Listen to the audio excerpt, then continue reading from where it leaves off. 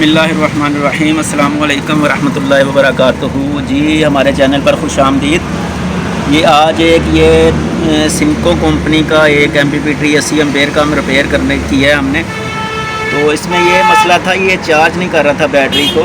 Battery volt आ रहे थे लेकिन एम्पेयर सोलर पे नहीं निकल रहे थे। तो अब अल्हम्दुलिल्लाह ये देखें इधर, ये देखें ये 14.16 वोल्ट हैं, 14.15-16 और ये एम्पेयर भी अल्हम्दुलिल्लाह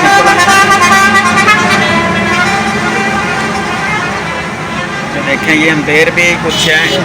असल में इधर हमारे फोग बहुत ज़्यादा है जिसकी वजह से ये आपको दिखाते भी हैं। देखिए मौसम कितना ख़राब है हमारे यहाँ इधर पंजाब में, फैसलाबाद में ख़ासकर, तो जिसकी वजह से एम्पेयर कम है। लेकिन अल्हम्दुलिल्लाह ये निकल आए हैं। इसमें फ़ॉल्ट क्या था ये हम आपको उतार के दिखाते हैं। ये बताना, ये सिर्फ गाइडलाइन देनी इधर मकसूद है कि क्या इसके अंदर फ़ॉल्ट था।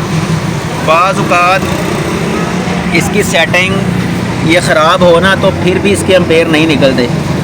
ये रीसेट से इसकी सेटिंग दोबारा कर ली जाए तो फिर भी एम्पेयर निकल आते हैं।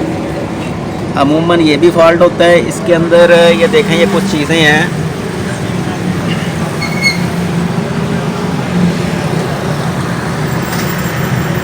ये 13,007 एक ये ट्रांसमीटर लगा हुआ है, क्या एक ये 4115 के साथ भी लगा हुआ है। इसके 4115 लगे, मैं आपको उतार के दिखाती हूँ इसका।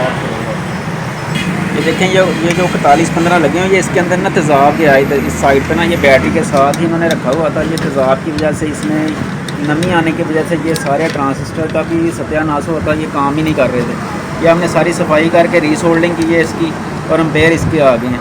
अच्छा, बाज़ औक़ात क्या होता है कि बैटरी ओवर चार्ज हो रही होती है, तो फिर इसके अंदर क्या रीज़न हो सकता है कि ये मिसाल के तौर पर एक ट्रांजिस्टर भी इनमें से ख़राब हुआ ना तो बैटरी के जो एम्पेयर होते हैं ना सोलर के बैटरी को वो बहुत ज़्यादा जाने लग जाते हैं, जिसकी वजह से ओवर चार्जिंग शुरू हो जाती है। बाज़ औक़ात ओवर चार्जिंग का सेटिंग में मसला ना निकले तो इनमें से कोई एक ट्रांजिस्टर भी ख़राब हो तो ओवर चार्जिंग पे ये जा सकता है। दूसरी सूरत में ये 13,007 ट्रांजिस्टर लगा हुआ है, ये ख़राब हो तो इसकी वजह से भी एम्पेयर नहीं खुलते। इसमें ये जैनल वगैरह लगे हुए हैं, ये ख़राब हों फिर भी नहीं निकलेंगे। ये 13,007 एक इधर लगा हुआ है, ये भी ख़राब हो तो फिर भी ये एम्पेयर नहीं निकालेगा। इधर डबल लगे हुए हैं, इनमें से भी कोई मसला हो तो ये एम्पेयर नहीं निकालेगा। बाज़ औक़ात क्या होता है कि सारा कुछ ठीक है लेकिन फिर भी एम्पेयर नहीं निकलते। आपका ये IC सिस्टम ये लगा हुआ है, ये भी ख़राब हो तो फिर भी एम्पेयर नहीं निकलते। बाज़ सेटिंग भी इसकी ख़राब हो जाती है, फिर रीसेट करने से भी एम्पेयर वापस आ जाते हैं। ये 2-3 चीज़ें थी इसकी, लेकिन इसका जो ख़राब था ये वाला हिस्सा, इसको